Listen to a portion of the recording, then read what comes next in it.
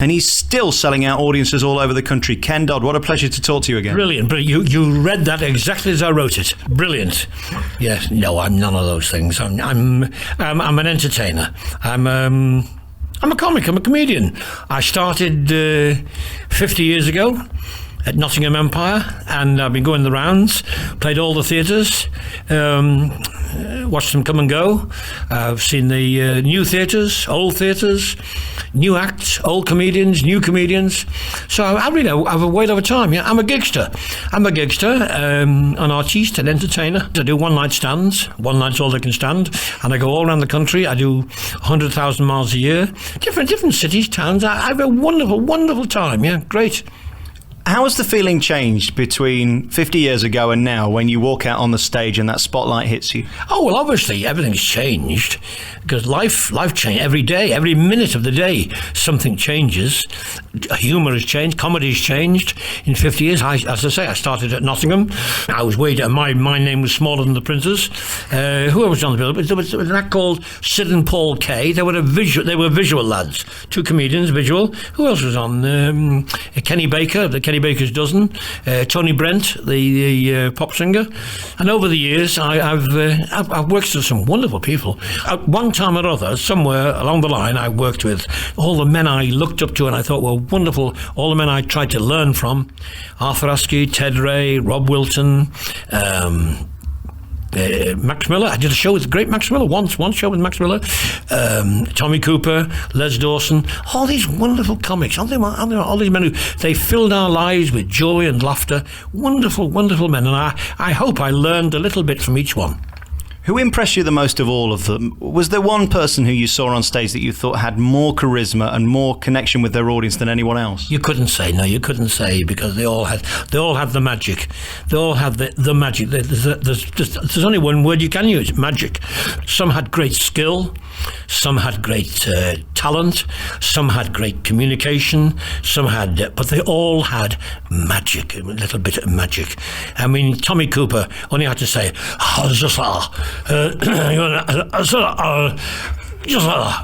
and everybody was in stitches. I have a theory that people like Tommy Cooper and Frankie Howerd and some others I'd have to put my mind to, but certainly people like that were aliens from outer space. I'm sure they were, They weren't humans.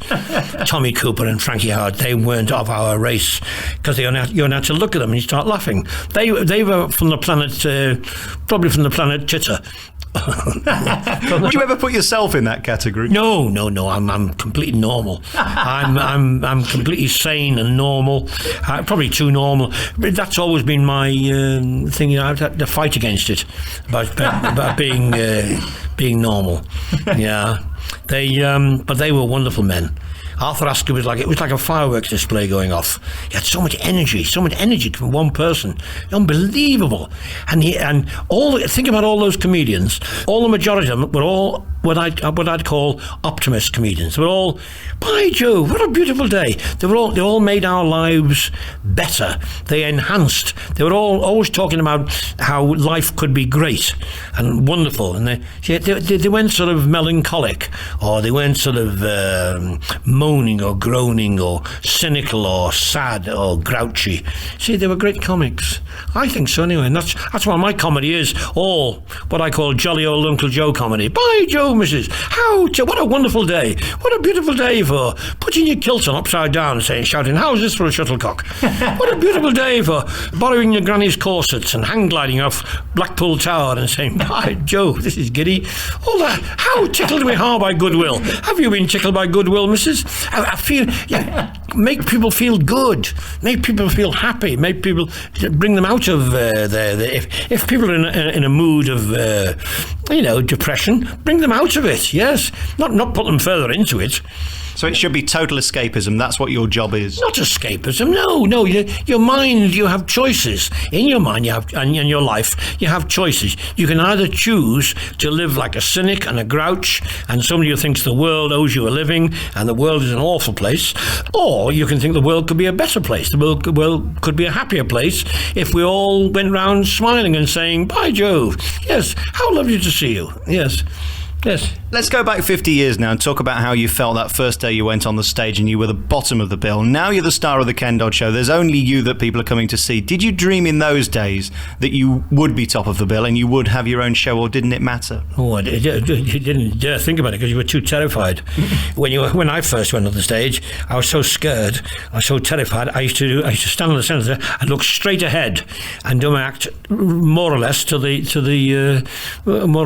the bricks and mortar of the circle were, not to any faces. Oh no, I was terrified.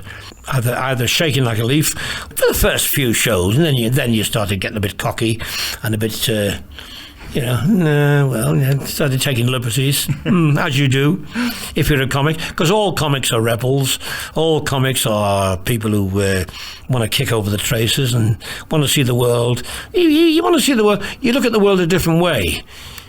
If you look at it as a humorist, if you look at a comic, you look at the world, you say, well, I wonder what it would look like if we turned it upside down. I wonder what it would look like if we did it this way instead of that way.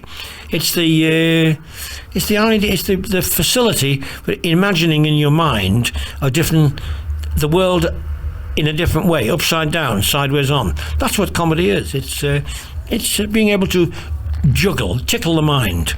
Your act's so personal now, and it's so involving of the audience, and they love you, you love them. You're not scared to look at them. But what is that feeling like when you look down and someone isn't laughing at your joke? Is that red rag to a bull? Oh, no, it's a bit of fun now, because a lot of my stuff is interactive now, because you have a choice. When you go on the stage, you can either do a show at an audience or with an audience, and I do a show with an audience, because that's where most of your material will come from, is making people go along with you, and you want people to come into your imagination and you want to go into their imagination. So you talk about, and when you see someone who's not particularly smiling, well, if they look reasonably good-tempered, you have a little go at them. You say, "Good morning, sir. Are you from this country?" you can get all sorts of laughs like that. Or you can say, and pick on the lady with him. Why do you keep digging him like that, missus? Usually the people who with a straight face don't want to be picked on. If I was sitting in an audience and when the magician comes on and asks for volunteers, I'm not there. No, not me. No, I was slide down under my seat. Oh no, I'd hate to do that. No, I would. But if you're a comic, you get a lot of your laughs from the audience. Yeah. This is our 6-hour special together, and we've done loads of radio shows, loads of interviews, and I've seen you a million times. And one of the things that never ceases to amaze me about you is that you're never wrong-footed and you always seem to have a line back.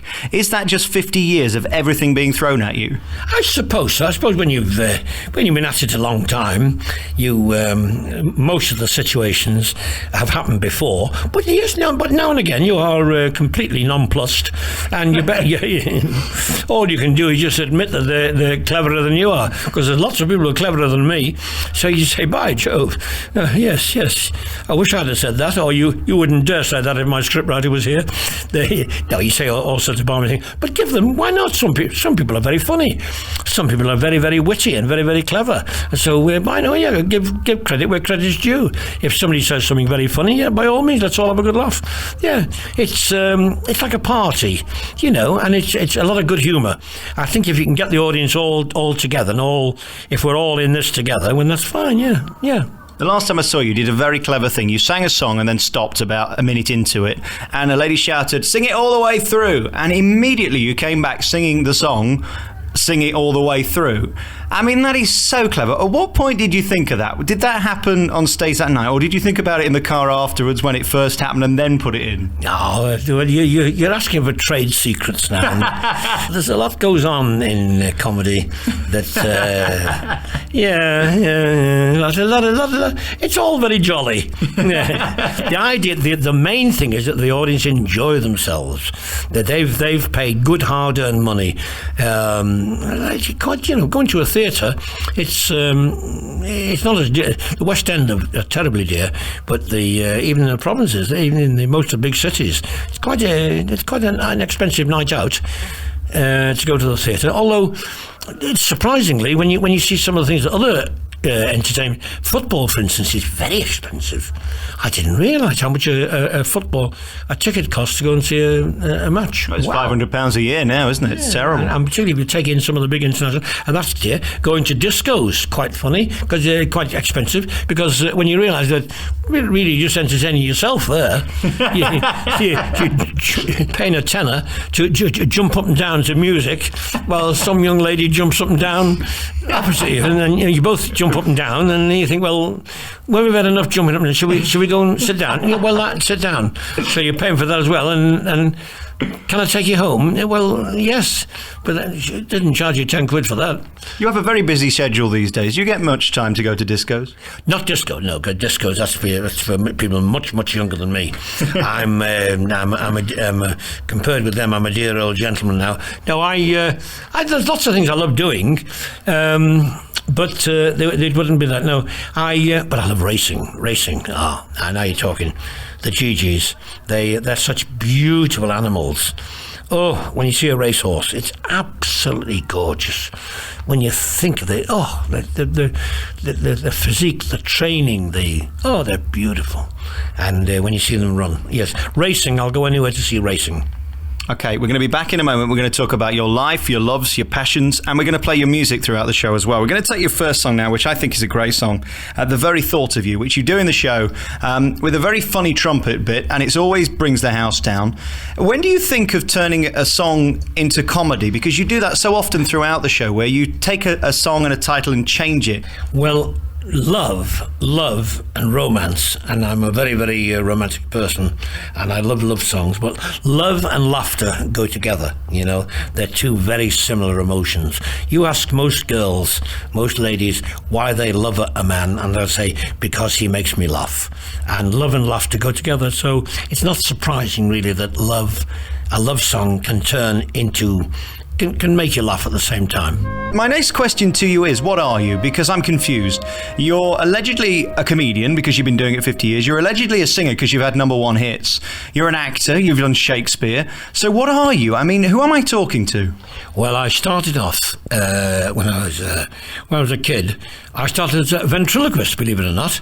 I used to read a very, very intellectual child. I used to read The Wizard and The Hotspur.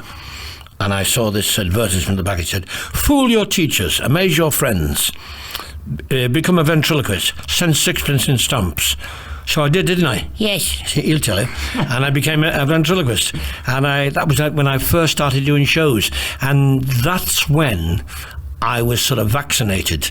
Because once you had your first laugh, then that's it. You're vaccinated. Then you want more. You're a laughter maker. So laughter was my. I desperately wanted to be a comedian. I still do, and I became a comedian. And then it became the fashion in those days to finish your act with a tearful earful. And particularly if you went on Workers' Playtime or one of these broadcast variety shows, you finish with a song, and the song pluggers, and they were a bit like, it sounds very romantic, but they were song pluggers. People who would hassle you and ring you up and make a fuss of you and come around and see you and flatter you and compliment you. Will you sing my song? The song they were publishing, and I sang some weird songs, strange things, but I sang some good ones as well, and it was on Workers' Playtime that I first sang Love Is Like a Violin, and that was a French song that a wonderful songwriter called Jimmy Kennedy, who had put the man who wrote Red Sails in the Sunset and all sorts of other wonderful songs. Jimmy Kennedy was one of the most prolific of British songwriters, and he wrote this lyric to Love Is Like a Violin, and that became a #1 for me in 1960, I think, yes, 1960. And then we had Happiness, a song by the wonderful Bill Anderson, who I once met very, very bizarre, in a very bizarre meeting. I'll tell you about it some other time. It was in the hardware department of Lewis's basement in Liverpool, and he was this tall man came over to me. He said, "Mr. Dodd?" I said, "Yeah." He said, "My name's Billy Anderson." He said, "I'm playing at your Empire Theatre this evening." He said, "I want to thank you for singing my song, Happiness." And yeah, that was strange. There we both were, standing there amongst all the buckets and shovels and brushes and furniture polish in the basement of a store, and he was telling me how he'd written this song, Happiness. And he wrote some other very good songs. I wrote Still, which I got to number 2 with Carl Denver, 8 by 10. Marvellous songs. So, as I say, I became a bit of a singer, a pop singer, as well as a comic. And then, lo and behold, in 1965, I got a double golden disc, got 2 million with Tears. Unheard of for a comic.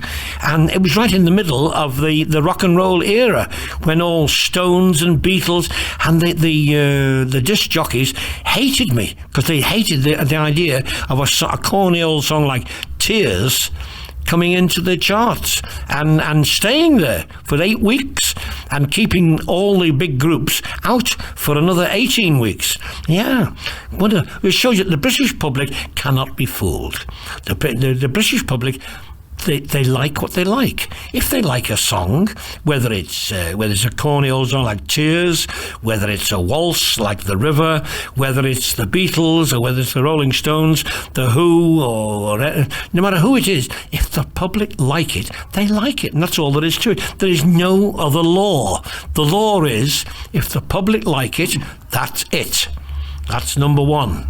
Think of all the number ones that have been songs by people who probably never made a record before in their lives, or never set foot on a stage. But there they are. They're number one, and they're the toast of the country. I called you about 2 weeks ago because I bought a book called The Top 10 of Everything. And this is a book that collates all the information for the certain year. The top 10 singles by male artists of all time. This is how it stands. Number 1, Elton John, with Candle in the Wind. That sold the most ever of any male artist. Number 2 was Will Young. 3 was Stevie Wonder. 4 was Bryan Adams. And 5 was Tears by Ken Dodd. Does that surprise you that you are the 5th most biggest selling male artist in terms of one record of all time in the UK? Surprised me. It amazes me. It flabbergasts me. Amazing, isn't it? It just shows. But as I said, the public say what the public buy, and the public say what they want to say.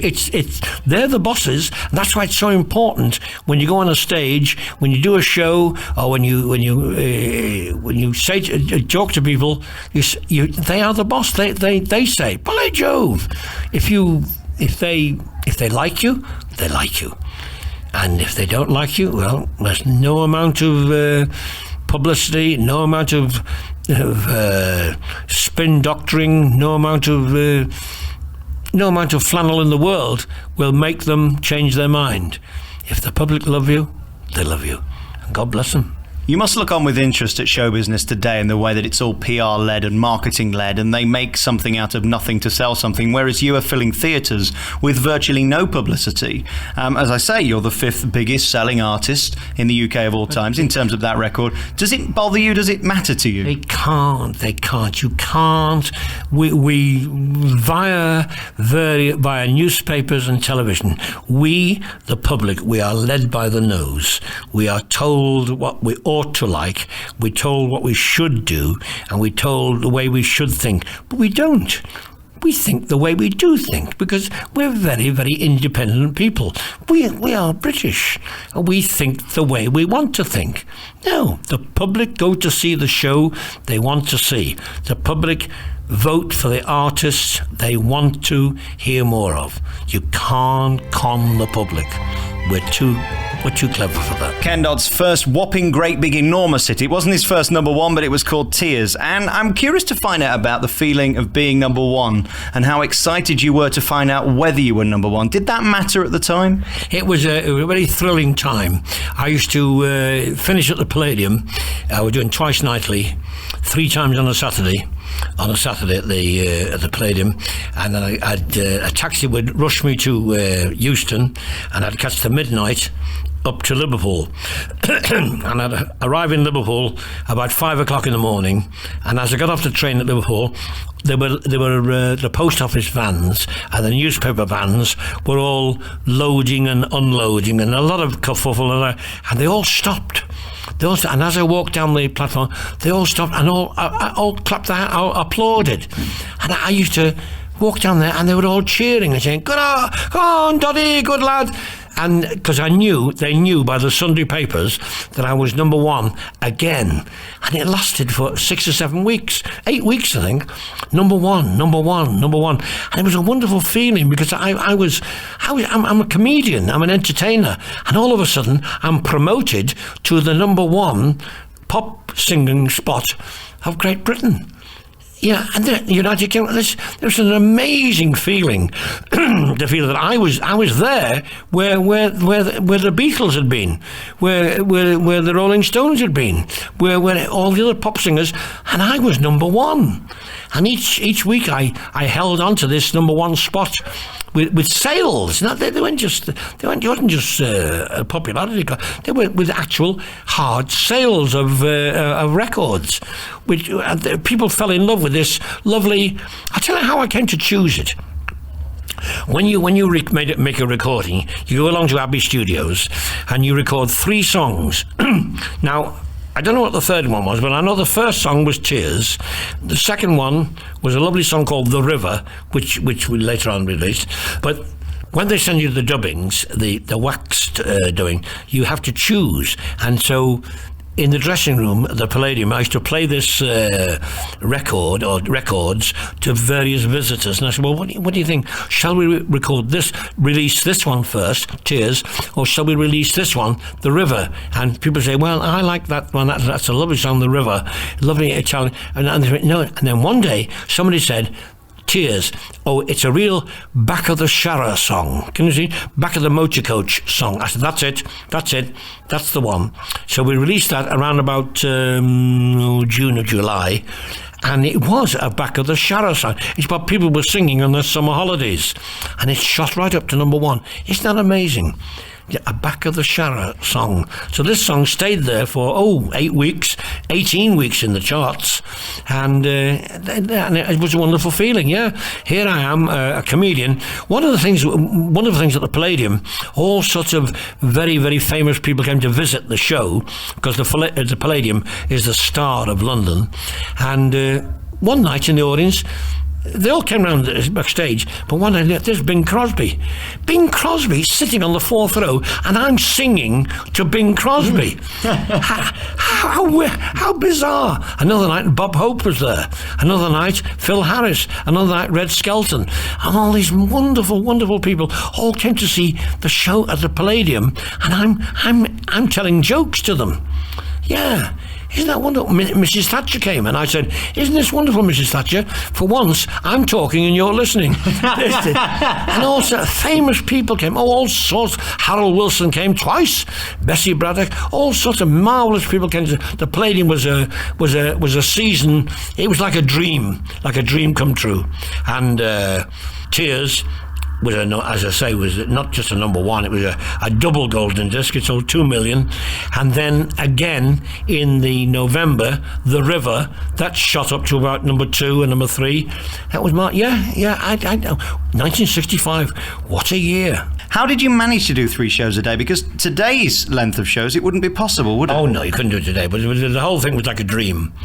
It was like living a dream. So you just got on with it, you know. It was like a fantasy, a dream. You don't pinch yourself because you might just wake up. No, it's like a fantastic dream, and you just got on with it. And the 2 shows a day, you just managed it. And 3 on a Saturday, you were punchy halfway through. You used to meet each other in the corridors. I mean, and say, which one's this? You wouldn't even know which show it was. You just did it, got on with it. But you know, when you're 30 odd, you can do it. This may be one of the silliest questions I've ever asked you, but of the 50 years, is there one memory that's your favourite? Is there one person you met or one event that you just thought, this is it, I've made it, this is my favourite moment? They were all wonderful dreams, wonderful dreams come true, wonderful moments, great things, Royal Command shows, being on the show with Bob Hope, being introduced to the Queen and the royal family, wonderful, like playing Windsor Castle, the Christmas, the royal household party at Windsor Castle, standing there with the Queen, just sitting where you are now. Yeah, it's all part of a dream, a life dream. Yeah, wonderful. But today is just the same, because here I am today, still at it, as it were, still going on there, trotting onto the stage. By Jove, Mrs. Oh, happiness. Yeah. Oh, tickled we ha. Yes, yeah, great life. And the love for doing it is as big as it was back in yeah, I love it. I'm completely stage struck. Absolutely. I tell them every night I'm stage struck. My name's Alex Belfield, and we're here with our remaining moments with Ken Dodd. And before we talk to him about the new love in his life, and trust me, this is going to make headlines in the Sun tomorrow, we're going to hear from a couple of people who have a huge admiration for Ken Dodd and his comedy. Firstly, we hear from Joe Pasquale, and then we hear from Jethro the comedian. And then we'll be back next with more from Ken Dodd on your favourite local radio station. Ken was great to me. When I did New Faces in 1987, in the afternoon, I remember that the panel actually watched the show in the afternoon, write their comments down so they know exactly what they're going to see, what they're going to talk about in the night time. And Ken was there, and there was Ken, Nina Mishkoff and Lindsay DePaul on the heat that I'd done. And I did the spot and then went to makeup, and Ken came in and sat down next to me, had his makeup done at the same time. I thought, well, blimey, it's Ken Dodd there. It's Ken Dodd. He's a living legend. And he said, oh, it's very good this afternoon, son. Can I give you some advice? I said, yeah. And he put this paper, he had his paper in his pocket, and he got it out, and he'd written down my whole act that I'd done that afternoon. He rewrote the whole thing. Don't start with that one. Do this. That's an old joke. Don't get rid of that. Do that there. When you get the rabbit out of the hat, don't throw it away. Shove it down your trousers. Shake it out the bottom of your leg. Extra laugh there. When you do this, wait there, because there's another hidden laugh there. You won't expect this, but trust me, if you wait long enough, you'll get another laugh there. When you do that, throw that out. Do this trick instead. And he rewrote the whole act. And I won the heat thanks to Ken. What is great about you, though, is the fact that you were prepared to listen. So many people would have gone, no, I know what I'm doing. To be honest, I don't know what I'm doing now. You've always got to listen, especially to somebody like Ken. Dodd, Ken's a genius, he is. The people that I've learned from, still learning from, they know they've done it all their life. They spent their life holding this craft. It was amazing inspiration to me, and to not just me, but a whole generation. All comics nowadays, I got to know Ken Dodd quite well in the last few years, and he rates you as one of the funniest people in this country now. And Ken doesn't like a lot of people in comedy. That must be a great honour and a thrill for you to have someone as popular and as successful as him thinking that about you, because that must mean that when you're as old as he is, in your 120s, that you'll still be gigging and gagging. It's a great compliment coming from Ken. He stopped me smoking as well. Whenever I saw Ken, he'd pat me down like he was a customs officer, and he'd get me fags. You're not still smoking these bloody things, are you? They'll kill you. And every time I used to think, oh God, when I knew I was going to see Ken, I mustn't have my fags on me. And eventually, he just talked me into it, and I stopped because of Ken just getting on at me about it all the time, really. Yeah, he is an amazing bloke. I've got no idea how old Ken is. His hair, I don't know, his hair must be 200 years old. But I don't know how he does that with his hair. It's amazing. It's like a great big tuft of grass when you're playing golf. It just lifts off, right? I don't know. He could go paragliding. He could get a little rope on him. That hair, get a bit of wind behind it. It'd take off. It is great, and I don't know how to react to that really. From Ken Dodd saying that about me, I'm over the moon. If we could decipher what it is about Ken or myself that people will come to see, if we could write that down and anybody could learn that, we'd never have to work again, Ken or myself. I don't know why. I've never seen myself on a screen in my life. I won't watch it, because I always think you watch yourself and there'll be a little bit about what you do that you'll hate. And if you hate it, you'll change it. And the only way to change it is to change it the way somebody else does it. And that little bit you hate, maybe that little bit the public love you for. So don't analyse. If it works, if people come to see you and they laugh, then keep doing it. And there's no way you can work out what will make people laugh at home. You just got to try it on stage and do it. and see what the response is, and the response is the yardstick for everything, you know. Ken is totally different to me. Ken does about 6 hours, and when they go and have a drink and they chat about it and they laugh about it, it's fresh in their mind. They've had a laugh in the pub and they've talked about the gags and what happened and what didn't happen, and they've had a laugh. By the next morning, that show seemed even better than what it was. It's a bit of a psychology, really, Alex. My name's Ken Dodd. Ken Dodd here from Knotty, and I'm listening to Alex Belfield. But I'll be better soon. Now, I think we've got to be careful here, because this could make international news. It could be front page of the Sun. It's quite salacious, isn't it? No, it couldn't. No, because I've always been a dog man. You see, I've always been a doggy man, right through my life. Like most people, and I'm sure that anybody listening mustn't remember all the dogs that they've been friends with and have loved during the years, and I can go right back to Skippy and Touche and Marco and Sammy and all these wonderful lads who I loved so much, and they loved me. And now we've got a little fella called Pippin George. Pippin George. Yes, he's a little he's a lovely little fella. He's 12 months old, and he eats shoes. He eats shoes and pens. He eats shoes and pens. Anything plastic. He'll eat anything. But he's absolutely beautiful, and he's got a lovely temperament, and he loves everybody. Isn't that one? He loves everybody, but he loves me. He loves us. He loves me, and I love him. And he's a dog. Dogs are beautiful, and I think people who love dogs are quite nice people. If you're a dog person, you must be okay. So, and people of all kinds of breeds, and some people like cats. And cat people are very nice, but cats. We had a lovely cat once called Herbert Nelly. We called him Herbert, and then we took him to the vet. And he said, well, you realise at one time he used to be called, we called him Nelly. And because he used to be Herbert, but he fell off his bike. And he's now Herbert Nelly. So we had a lovely old cat. He was nice, but I'm a dog man, really. Yeah. Aren't I? What's going to happen next for Ken Dodd? I think you ought to bring out a book. I think you ought to do more DVDs, but all these things are time consuming, let alone do more TV shows. Is this something you're all considering and trying to find time for? Well, I'd say I'm pretty happy gigging, touring all over Britain. I would like to write a book, but if I write a book, I want to do it myself. And all my life I've been an entertainer, so I want my book to be entertaining.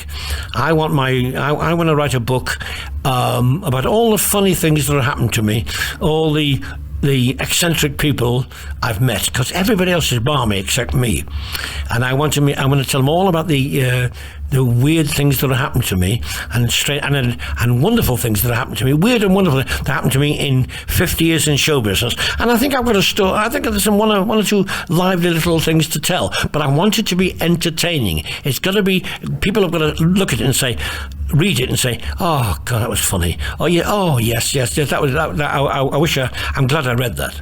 But we're not going to get the front page on the Sun. Ken Dodd says sex, drugs and rock and roll. No, none of that rubbish. No. I'm an entertainer, first and foremost, an entertainer, and I want everything I do to be entertaining. What about the youth of today? I mean, are you optimistic about the future for this country? I think the youth of today are wonderful. They have their one marvellous gift, being young. Oscar Wilde said, youth is wasted on the young. He was jealous the same as I am, because the energy, the youth, the way your brain works when you're young is so wonderful and marvellous. Anybody young should be enjoying every second of their lives, because it's wonderful. It's the greatest time in your life you'll ever be alive. To be young and to think of new ideas and meet new people and see new places. Yeah, great. It's great to be young. To see you live makes me feel young, because you get energy from somewhere. I don't know where from. Is it almost not you jumping around that stage? Because you must be exhausted by the 5.5 hours down the line when you finally come back off stage. Yeah, but it's worth it. It's worth it. To be young at heart. I think you can be young at heart at any age.